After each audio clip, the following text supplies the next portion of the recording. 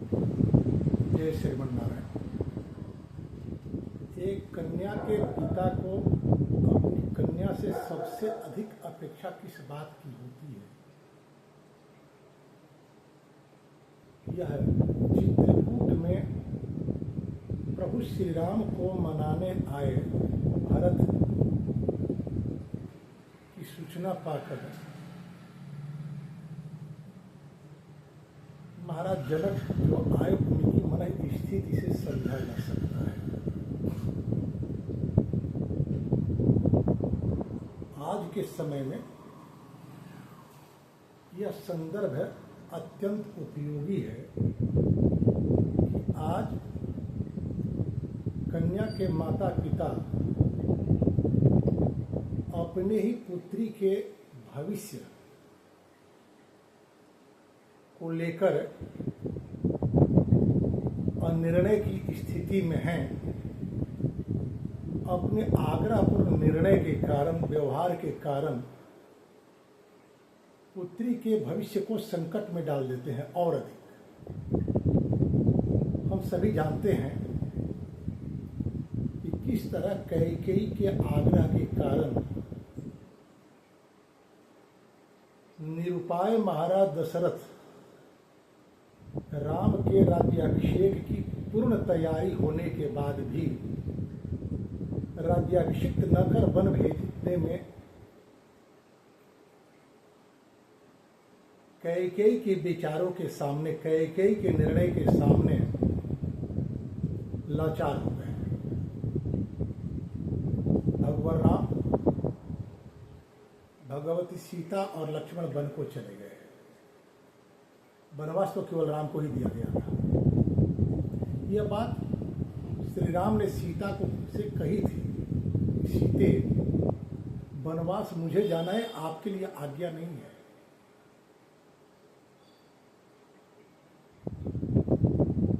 शास्त्र की चर्चाएं तो जनकपुर की परंपरा थी। इन शास्त्रों के द्वारा स्त्रियों को जो अधिकार दिया गया है कि पति के जीवन के प्रत्येक निर्णय की सहभागिनी होती है, यही तर्क थी सीता। राम को बन जाना पड़ा। राम के साथ सीता क्यों बन गई, इस पर कभी स्वतंत्र रूप से चर्चा की जाएगी। अभी हम यह जाने कि जब जनकपुर से महाराज जनक चलकर चित्रकूट आए तो सीता के इस तपस्विनी वेश को देखकर उनके मन में किसी प्रकार की पीड़ा नहीं हुई, बल्कि प्रसन्नता। गोस्वामी तुलसीदास जी कहते हैं, पुत्री तापस वेश जनकस्य देखी भयो प्रेम परितोष विशेषी। अपनी पुत्री सीता को इस तपस्विनी वेश में जब महाराज जनक ने देखा तो सीता के प्रति जो उनका पूर्व से प्रेम था और अधिक हो गया। और सीता को जो उन्होंने पुत्री के रूप में स्वीकार किया था, सीता का यह चरित्र उनको बड़ा ही परितोष दिया। क्यों भाई?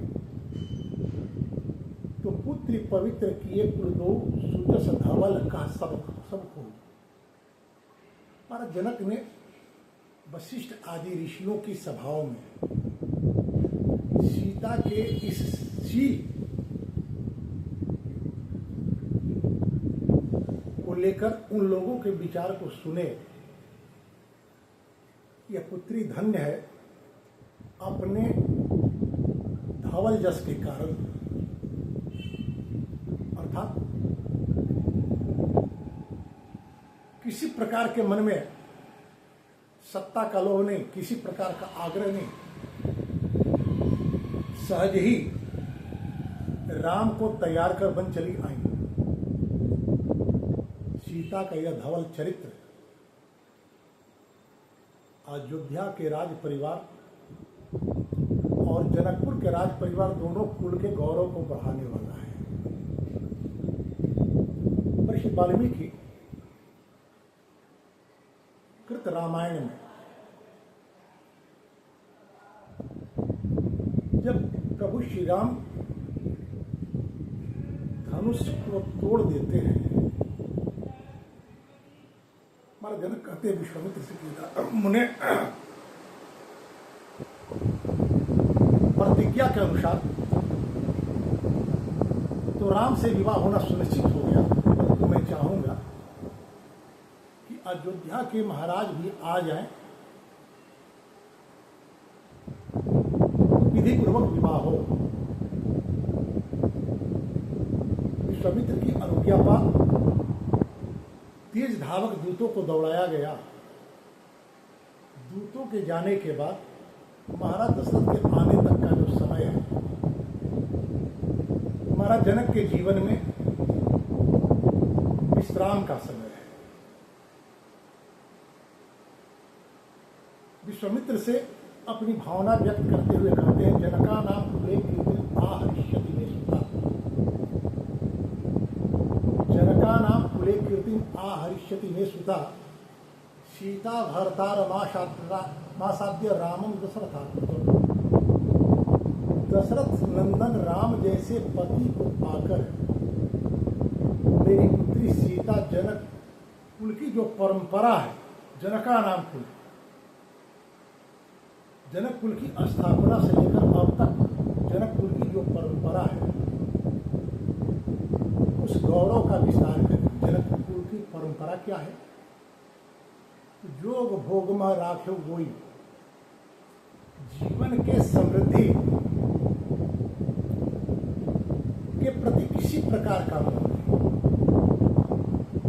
सीता के साथ राम के विवाह होने का ही परिणाम माना जाए तो गोस्वामी जी कहते हैं, प्रसन्नता जेन गताभिषेकस तथा न ममले वनवास खता। राम को ना तो राज्याभिषेक की सूचना पाकर अत्यंत प्रसन्नता हुई और ना ही बन जाने की सूचना पाकर किसी प्रकार की पीड़ा हुई। यही धर्म है। प्रतिकूलता में और अनुकूलता में यदि कोई व्यक्ति समत्व को प्राप्त है, वही धार्मिक है।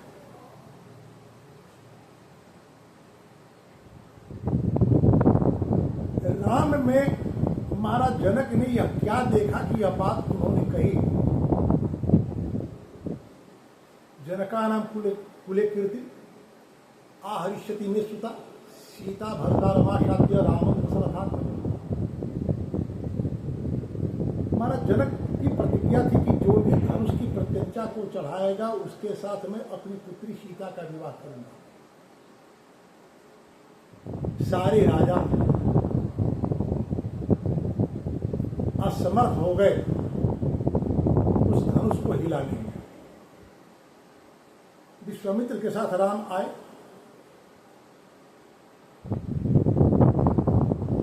किसी प्रकार की कोई सूचना नहीं दी गई थी अयोध्या को।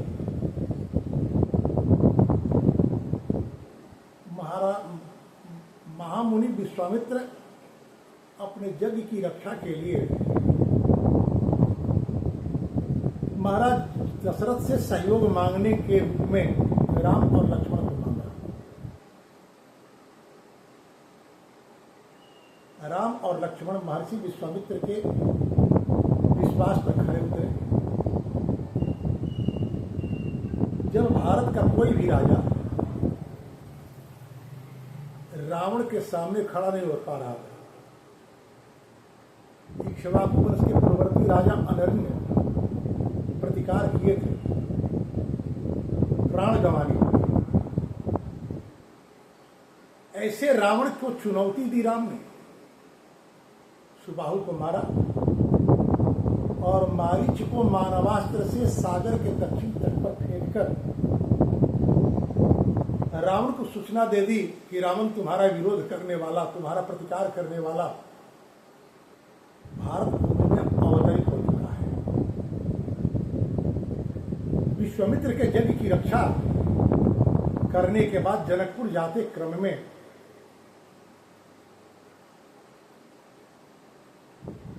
लोक उपेक्षा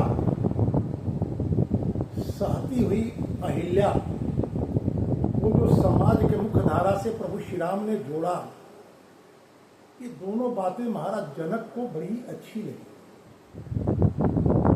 यही कारण है कि राम और लक्ष्मण दोनों खड़े हैं। लक्ष्मण की बात महाराज जनक नहीं करते, बल्कि कहते हैं यद्यस्य धनुषो राम कुर्याद आरोपणम मुने सूताम अयोनिजाम सीता नद्याम नासरथेरम। यदि दशरथ नंदन राम इस धनुष की डोरी को चढ़ा देते हैं तो मैं अपनी अयोनिजा पुत्री सीता का विवाह राम से कर दूंगा। राम में ही वह गुण है जो सीता के भीतर के संभावनाओं को आकार लेने का अवसर दे सके। आज सबसे बड़ी समस्या है कि हम विवाह किस लिए करते हैं, या किसी विवाह करने वाले न वर को पता है न कन्या को पता है। दुर्भाग्य की बात है कि आज विवाह का अर्थ केवल और केवल इतना ही संभवतः लोग मानते हैं, एक युवक और एक युवती को साथ साथ रहने की सामाजिक मान्यता प्राप्त हो। विवाह का उद्देश्य इतना ही नहीं है। विश्वामित्र से महर्षि महाराज जनक की जो बातें हो रही हैं, उस बातों में जो कहते जनका नाम कुले कीर्ति विवाह का उद्देश्य होता है कि कुल गौरव की जो परंपरा है, उस परंपरा को अक्षुण ही नहीं बल्कि आगे ले जाकर स्थापित करने के उद्देश्य से विवाह किया जाता है। और भगवती सीता राम के साथ वन जाकर एक कन्या के पिता की भावनाओं को पूर्ण करती है। महाराज जनक ही नहीं, संसार के प्रत्येक पिता की ऐसी भावना होती है, क्योंकि जब कोई कन्या का पिता अपनी पुत्री का कन्यादान करता है योग्य वर के हाथों, तो उसकी 21 पीढ़ियों का उद्धार होता है। और यदि कोई कन्या स्वेच्छाचारिता का परिचय देते हुए अपने पिता के संकल्पों की परवाह न करती हुई जिसे पसंद करती है उसके साथ हो लेती है, तो 21 पीढ़ियों का अधोपतन होता है। महाराज जनक की जो प्रसन्नता है और सीता का जो तपस्वी वेश है, यह शिक्षा देने के लिए पर्याप्त है कि यदि हम अपने पुत्रियों के भीतर उचित संस्कार डाले हों और हमारी पुत्री अपने भावनाओं को नियंत्रित करती हुई जिस पुरुष के साथ, योग्य पुरुष के साथ, अपनी पुत्री के भावनाओं के संभावनाओं के अनुरूप वर के साथ विवाह करता है और उसके जीवन के संकल्पों में सहयोगिनी होती है, अनुव्रता होती है, ये जानकर पिता को गौरव होती है। धन्यवाद।